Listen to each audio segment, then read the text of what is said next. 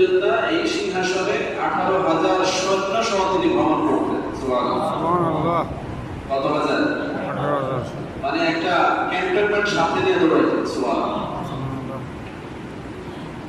সেই নবী পৃথিবীতে রাজত্ব করেছেন। বাদশাহ জুলকারনাইন পৃথিবী জোড়া শাসক ছিলেন, তার কথা কোরআনে এসেছে। যিনি একবার ঘোড়ায় সফর করে গোটা পৃথিবী সফর করতেন। একদিনে গোটা পৃথিবী ঘুরে আসতে পারতেন। এত দ্রুতগামী ঘোড়া ছিল তার, আর এত শক্তিশালী শাসক ছিলেন তিনি। সুবহানাল্লাহ। এরা কেউ আজকে পৃথিবীতে নাই, আছে?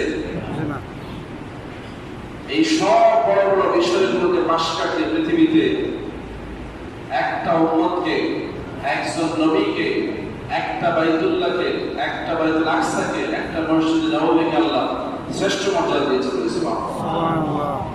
সেই নবীর উম্মত হিসাবে আমরা খুশি না বেজার? খুশি।